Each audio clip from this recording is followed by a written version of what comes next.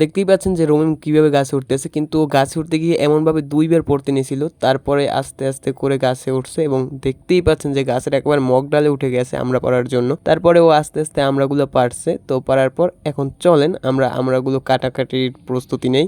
তো গাইস এইখানে আমরা আছি 4জন, তো 4জনে মিলে তারপরে খাইতেছে, একজনে মোবাইল টিপতে আছে, আর একজনে কাজ করতে আছে, আর একজনে খাইতে আছে।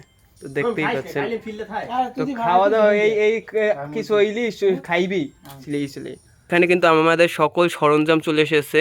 তো এইখানে আছে লবণ, তারপরে চিনি, মরিচের গুঁড়া, আর এখানে আছে শুকনো মরিচ, এবং এইখানে আছে তেল, আর এখানে আছে তো যে কাটার জন্য সরঞ্জাম, এবং ওইখানে তো আমরা আছে, এবং আমরা কাসুন্দি কিন্তু পাই না।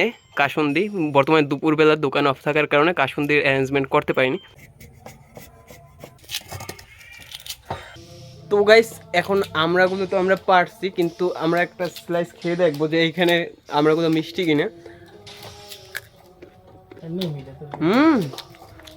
রিয়েলি ভাই অনেক সুন্দর ভাই, সেই সেই। যখন কাউকে জোরপূর্বক কাজে ধরাই দিই তখন এই দেখেন এই কাজের নমুনা এইরকমেরই হইবে, বুঝে যেন কারে এই করতে আছে, আঘাত করতে আছে। তো গাইস আমাদের কাটাকাটির কাজ কমপ্লিট। এখন আমরা এখানে নুন, মরিচ এবং এখানে চিনি দেব। তো এটা দেই, প্রথমে চিনি দেই একটু, তারপরে মরিচের গুঁড়ো এইভাবে এইভাবে দিলাম মরিচের গুঁড়ো এবং চিনি, এবং তারপরে আমরা দেবো তেল। আগের বার খাওয়ালি মরিচের ঝাল নাই, লুকটা যা হয়েছে, ও মাই গড ভাই, সেই লুক হয়েছে। যে কাসুন্দির টেস্ট, হ্যাঁ স্বাদও ভালো। ও ও গাইস এবার খাওয়ার পালা। তো একবার আমরা খেয়ে একটু দেখি। তো বিসমিল্লাহ। জাস্ট মাইন্ড ব্লোয়িং, সিরিয়াসলি বলতে আসি।